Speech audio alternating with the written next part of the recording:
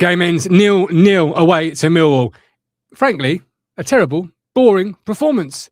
But what do you make of it? Let us know in our comments. Come on the show if you want to. But right now, it is your match reaction. It is live right now.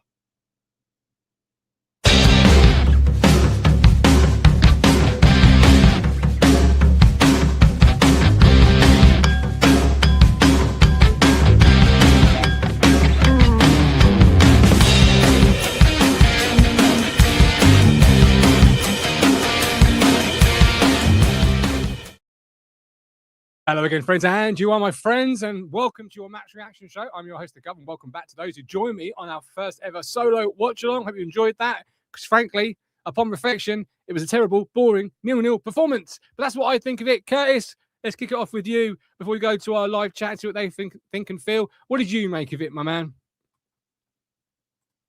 Oh, hang on, there you go.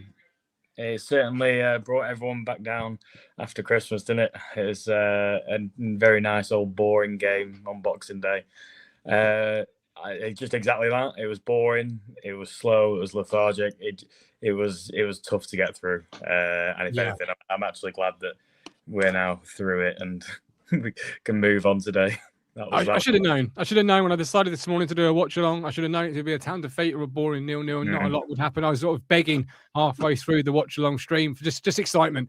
Any old shot that was going towards the goal I was getting excited about. Just desperate for a little bit of something to get you off your seat. And you're right. And I said to you before we started, a sort of game where if I'd watched it on my own, I would have gone through the whole tub of celebrations just through boredom, eating, if anything. But what did you put it down to? Because obviously Millwall, 6th place. Was it a tactical battle? I felt during the game, Kurt, that it was a midfield battle that neither team were winning, and neither team looked like they wanted to win that midfield battle. How did you? What did you put it down to in the end?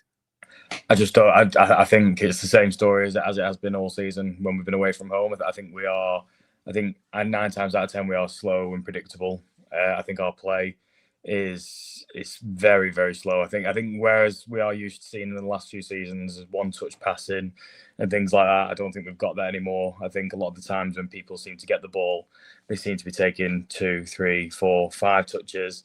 A lot of the time as well, when you just need someone to make that crucial decision, we're trying to overcomplicate bits. I mean, there was one bit where I think not too late into the second half, but I think it was when Akpom came on. There was a moment on the edge of the box where Nunes could have just took a shot. He had enough time to take a shot, and then he's tried to thread it straight through to Azan in the middle, which just wasn't the best decision, unfortunately. But I agree. I feel like we try and overcomplicate a lot of the things, and again, it's the same. It almost seems like we say it on a weekly basis, because I think although our home form isn't too bad, but our away form, I think people have figured us out, and I don't think we know how to break other people down away from home now, unfortunately. Yeah. Rob says lethargic. Agreed. 2 points drop. At the same time, we were poor. James said we create little. Every time the ball is crossed into the box, I have no confidence we're going to score from it. Our movement in the box today was, again, not what it needs to be. So many times the ball hits the first man, and I don't mean that in the sense of it's a poor ball hitting the first man. It's a low cross a lot of times, or a whipped cross, and just no one getting across the first man. Don't get me wrong. There are some times where crosses are hitting the first man, and it's a really poor cross. But towards that second half, I looked inside the box when we had the ball on the flanks, and there was just no movement across players and trying to move players out of their position. And number 9 is desperately needed. So many people in our chat are saying that. Rob says we need to throw serious money at number 9 in January if we want any chance of promotion. Luke, it's not just a striker we need someone of the Chaplin mould in the 10 who will shoot in good positions. I kind of agree with that. Just based on one instance in the game where Leith Davis pulls it back in the first half, Kurt, and there's not a single town player leading that he's going to pull that back. The Connor Chaplin, Leith Davis connection that was so important for town. I'm not saying Connor Chaplin is the answer. Do need someone to give a bit of competition to Marcelinho Nunez, don't you? I would certainly say so. But again, whilst we can argue that we need a strong number 9, unfortunately, service given to the one up top. Bar George Hurst with his holding up, and a lot of the time people aren't very happy with George Hurst's play. What can a number 9 do without any service coming to them? I mean, I saw a comment earlier saying that Akpom barely touched the ball, but in fairness to him, I don't really remember. Bar as mentioned before, that Nunes trying to slot that ball through. I don't really remember any balls really coming to him. No, they didn't. And for a lone striker up front, it's such a hard job when you are getting poor service. So you can splash your money out on a number 9, but the service behind that striker also needs to be good. And therefore, if we're not providing that, you can make a 15 million striker look about 5 million in a few games. So it don't bode well unless you're willing to spend money on the people behind the striker. And I agree with that. I do agree with that. But also think at times whoever's playing centre forward can make their life a little bit easier in the sense of there's a lot of times in that game today where I'm looking at it, I'm watching it, and I'm thinking you've got to come to feet and move yourself towards the ball carrier so you're available to feet, or you've got to go for a channel and you've got to make a move towards a channel ball where you're stretching the Millwall line out of position. Because by doing that, you might open up a pocket of space for somebody else. But at times, it just stood still. And they're not doing a channel run, and they're not doing a movement closer to feet, so they're not effectively doing anything. So I agree with what you say, but they also could make their own lives a little bit easier. This is what I mean by making those final decisions. No one seems, at least at the moment, to be capable of making the right final decision. No one seems to be pushing with the teammate. Everyone seems to be out of position when we are in the right position. Something is not working out in this team in terms of their positioning on the pitch, and I'm not sure what it is. I mean, I think there was a wayward pass. I think as it was going towards the 90th minute, right at the end, where I think it might have been Leif Davis who just passed it out of play. When again, and then we were just. There's so many final decisions that are lacking from some of these players they're just not connecting. And I'm sick of this whole, we're still a new team, you've had so many games together, not to mention the games, but so many training sessions now together for you to have built up some kind of relationship with each other. And yet we're not seeing that translate over to the pitch on a consistent basis. Yes, we see these flashes of ability, and then we might think that it's all coming together in that instant. But then the next week, we see performances like this where we're just lacking. And at the moment, like, whilst, I mean, I've not checked the table, I don't know where we are right now, but we're up there. But, I mean, if I was an opposing team in the playoffs come the end of the season and we are there, I'd love to face us because we are so predictable. We are so predictable to play against. So I don't know what it is. And as you mentioned there, not saying Chaplin is the answer because the man can't even get into a Pompey side, but a Chaplin-esque player who is able to read a final ball better, who is able to link up with that striker up front a bit better. Because right now, I think, whilst, yes, we are lacking a proper number 9, we're lacking someone really behind him who is a top player in that position. Because at the moment, I just don't think we've got that. And without that, your number 9 striker is meaningless. I agree. A top player with the ability to consistently run a game. Jens Kajust, I love watching him play football. He's really good when he's on it. But there's too many times in a game where you don't feel Jens Kajust is on it enough. And when he's not on it, he's quiet. He's not really in the game. And he's, I think someone said in the chat earlier, a bit of a passenger at times this afternoon. It was Rob.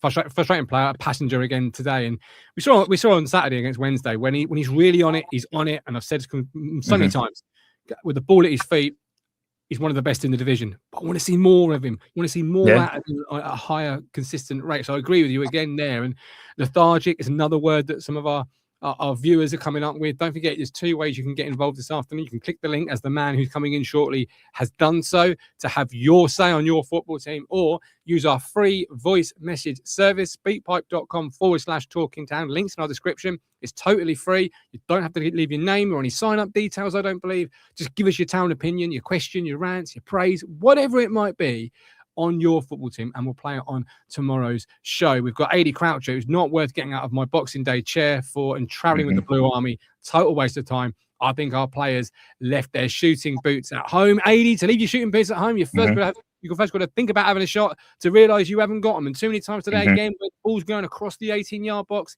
can we work the opportunity to have a shot at a quicker rate? I think the answer there is yes. Luke said ref was a joke, anti-Ipswich. I don't think so.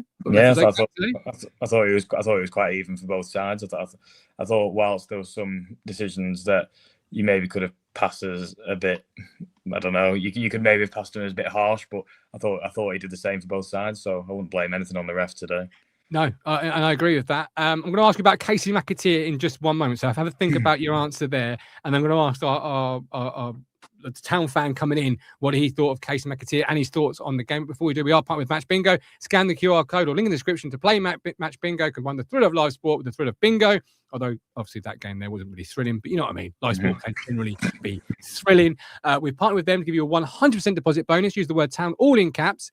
For a 100% deposit bonus. The deposit minimum is £10, and while it's bonus cash and can't be withdrawn, the winnings absolutely can be. So town all in caps. So for a 100% deposit bonus. Over 18s only. Please gamble responsibly. Terms and conditions apply. Visit begambleaware.org for more information should you need it. So Kurt, before I bring in the fisherman, who I'm sure is never short of an opinion, and we're going to hear all about it this afternoon. And I can't wait to hear what he's going to say. But first of all, Casey McAteer, what did you make of his performance this afternoon? I mean, what did we pay that money for? I mean, the commentators in the first half were saying how McKenna waxes lyrical about his defensive work, when in reality, what does his defensive work mean if he's not doing any attacking? I mean, it just. For me personally, I don't know what a Casey McAteer is. I don't know what he offers to the team. His first touch a lot of the time is absolutely dreadful. And when he does decide to take a shot on, he either hits the first man or goes sailing out. Just for me, price-wise, I mean, nothing we can do. He's not going to go in January. But for me, I think that's got to be one of the worst signings we have made under Mark Ashton, because he's just offering absolutely nothing. I don't know what he is. I don't know what he does to offer this team anything. He doesn't link up with anyone that well. Just naff. Absolutely naff for me today. And you can see the difference in quality when you replace someone with the like of Val Egley. You can see the quality difference in him. And you can see what Egley tries to do. Whereas with McAteer, I just see nothing. I don't know what he offers us, and like I say, for the money that we spent on him, absolutely baffling. Trevor says McAteer ineffective first half, but better in the second. AD says McAteer total waste of money. Tate says we need a new left back, or to relieve Leif Davis. In fact, we need at least 4 new players.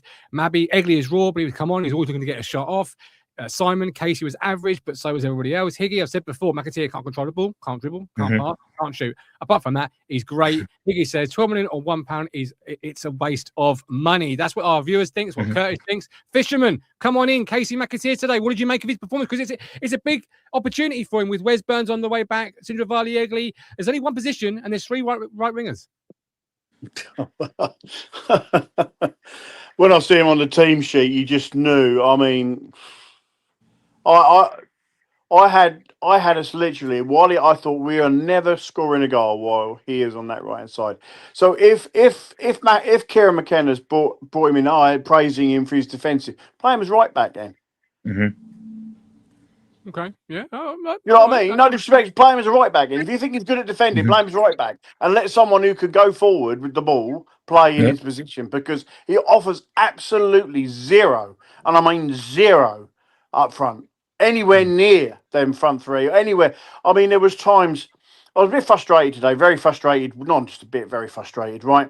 We got Nunes, who's got like 8 assists this year, right? It's like, why would he make that? Curtis, you're right. Why would he make that pass to Akpom? Why didn't he? Baffling. Baffling decision. Just hit the ball. You know, if a keeper saves us, at least you'd we've said, at least we've had a strike on goal. I mean, the amount of space that Jaden had at times, you could see him on the pitch holding his hands up, and yet no one was whipping the ball out to him. I was like, what the hell is going on? And then when they do get the ball, they've got about 25 yards of space that they can run into towards the byline, and yet they choose not to and go back and run it across the front of I think the stream was a little bit playing the Millwall game. Millwall commentator said, we're making the defence, Millwall's defence, easy, their job easy, because everything's in front of them. Nothing is getting behind them. Nothing is going behind them. We have creative players in our team. What we lack is someone like a real proper number 9, like Delap and Hurst of old. I think Hurst has kind of lost something a little bit.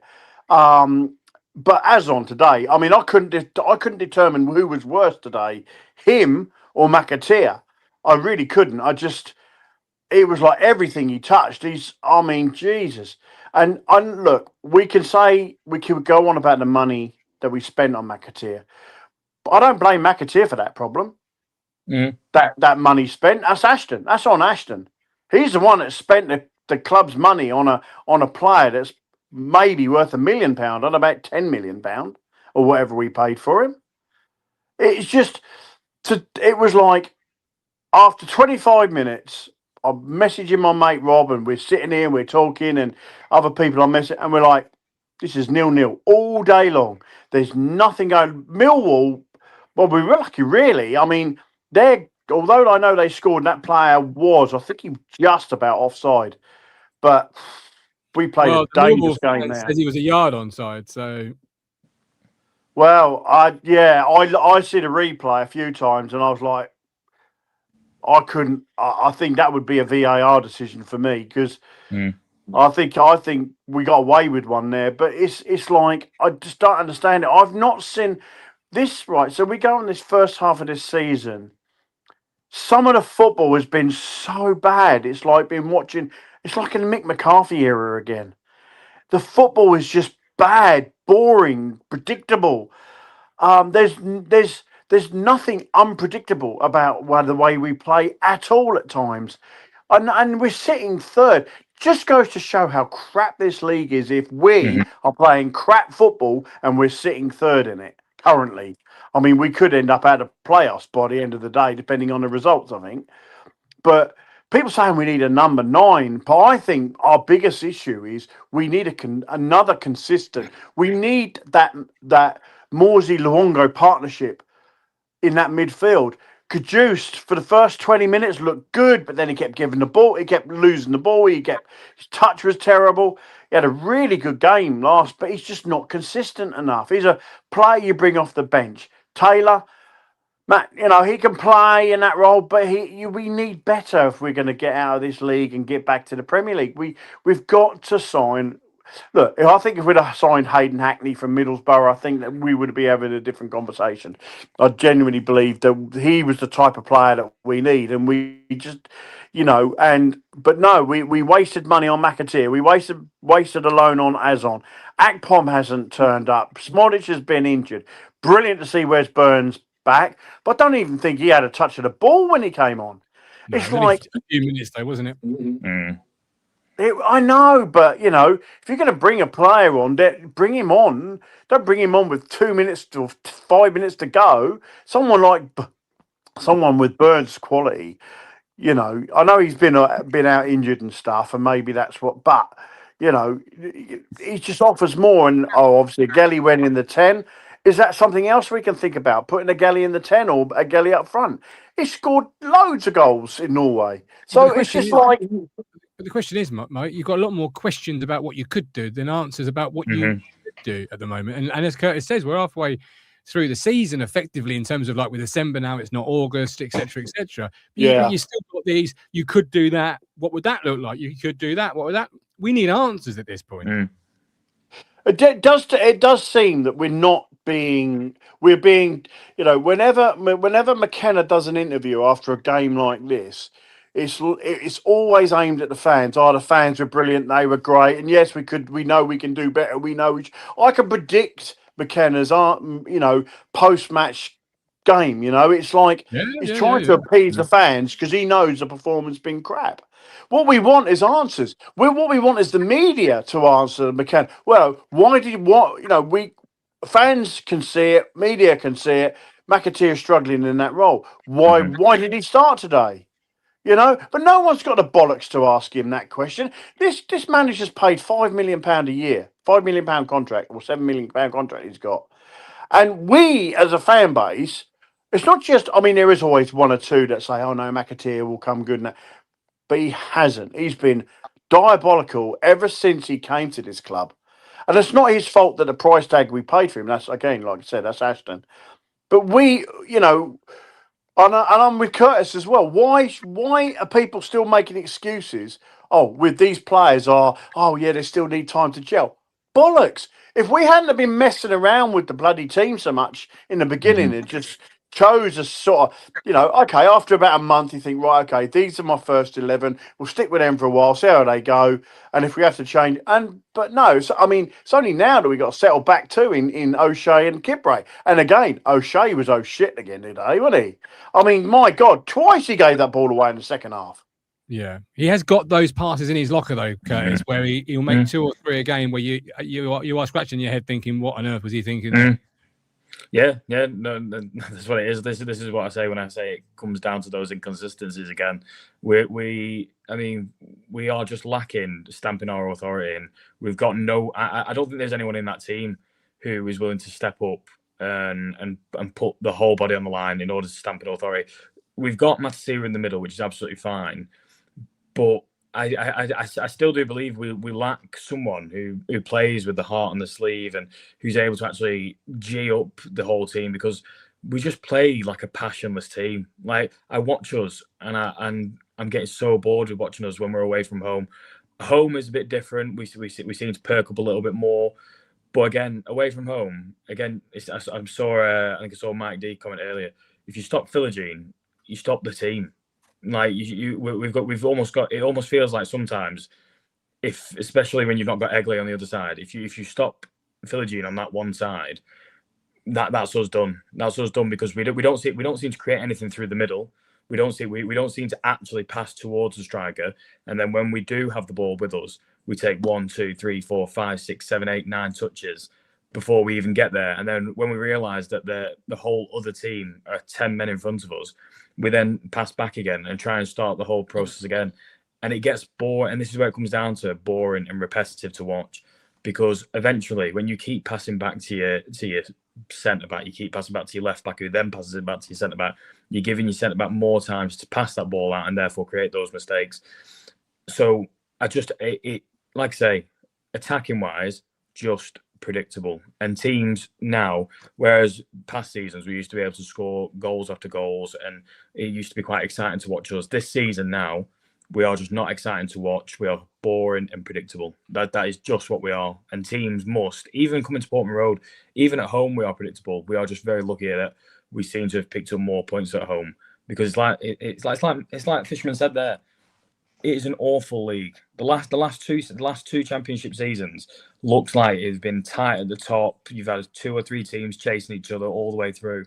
This season now, for us to be third right now, it just shows how poor the quality is compared to recent seasons. Because there's this team now that is in third.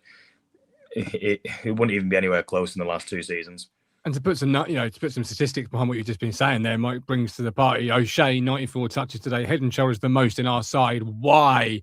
Ends Mike's comment. Laters likes the O'Shea shit comment from the Fisherman. Fisherman, anything else you want to bring to the show? Because it's Boxing Day. I know you want to be with your friends, your family, and celebrate the festivities a little bit longer. I've got a celebration box that needs finishing. I'm going to be honest with you.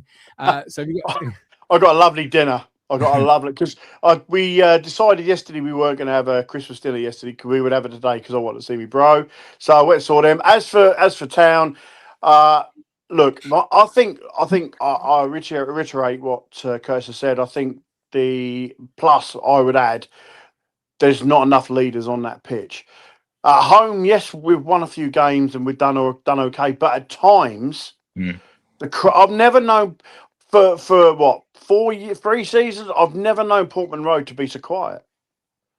And people say, well, that's the fans. No, sometimes if you're watching a Grand Prix and it's like a snail's race, you're like, but if it's an absolute, and that's the thing, players need to sort of, we need players to sort of wave their hands to the fans and say, come on, give us some support. For me, one of the best signings this season is Kipray. I think he's been outstanding.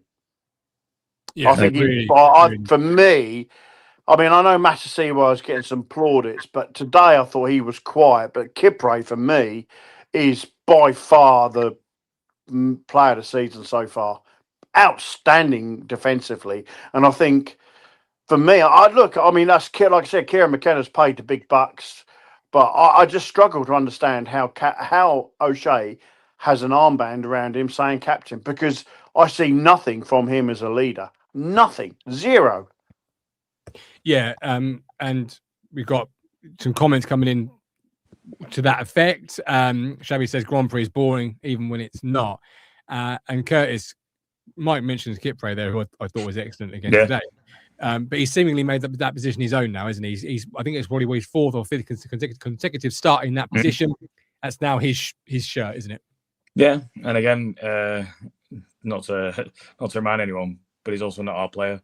Not if we don't get promoted. No, he's also not our player. So the thing is, the money that was spent in the summer on your likes of your McAteer and things like that, you think about that money, and we could have invested it in someone like Kipre, who, let's face it, if he was available anyway, if you put that money towards him, that'd have been a very nice permanent addition.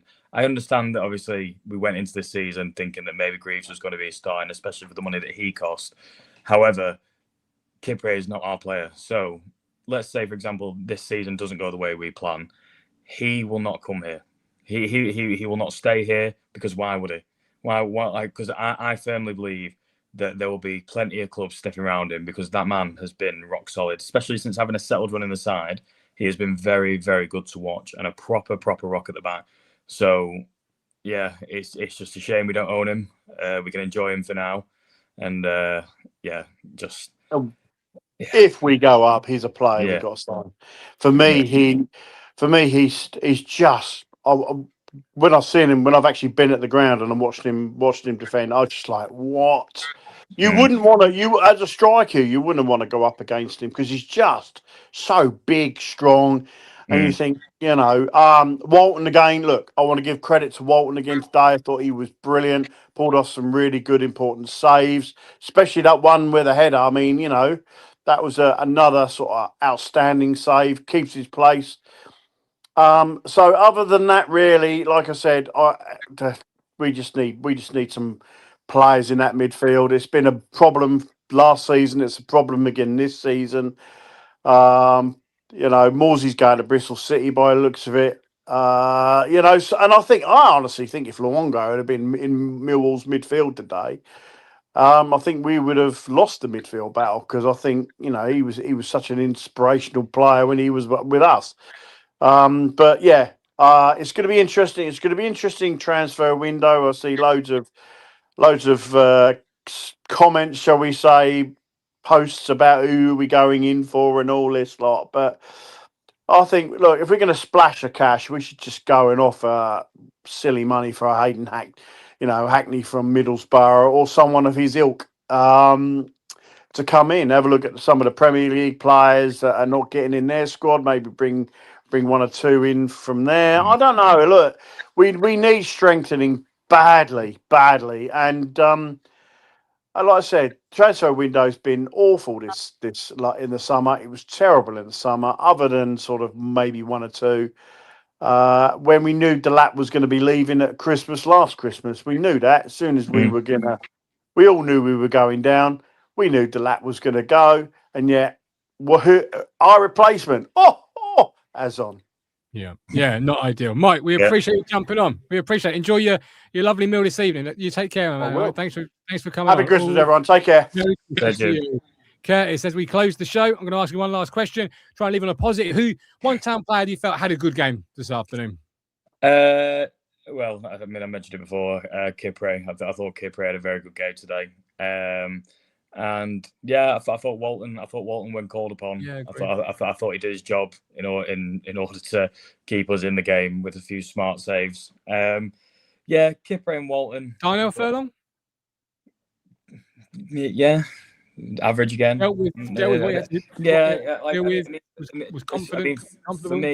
For me, just again, nothing spectacular. I think for me personally, I think if I was to point out two, I think it would be Kipre and Walton, only because I just felt like it's a shame, really, when you are pointing out your goalkeeper and one of your centre-backs, because it means that they've had a lot of their ball today, unfortunately. But, yeah, I would say they're the ones that mainly stick out to me. But Darnell Furlong, I think, in general, I think he always delivers a good 6.57 average, nice performance out when he does play. But for me, no, I'd have to go along with Kipre or Walton today, who stood out a bit for me. All right, don't forget Stowmarket Osteopaths, quality care in Stowmarket, offering osteopath and physiotherapy services since 1985. That's a long time. Quality care since 1985 for osteopath and physiotherapy services. Call 01449613633 to get yourself an appointment to see them. We are back live again tomorrow to break this game down in more detail. I'm going to watch it again, and hopefully we can discuss what went wrong. And yeah. It must have went right. Let's be honest. It's 0-0. We didn't lose. It's a point. It could be a really good point come to the season and a really important point come 8 o'clock Monday night when you've beaten potentially Coventry and you've got 4 from 6. But we'll see. Until then, thank you for watching. Thanks, Kurt, for joining me and the Fishman for clicking the link. But I'll see you tomorrow. All right, you take care. Enjoy the rest of your Boxing Day. But we'll see you tomorrow live to break it down in more detail. Until then, take care. God bless. You've reached the end. Thank you so much for watching. Hit here to subscribe. It's totally free. And hit here for more Talking Town videos. I'll see you on the next one.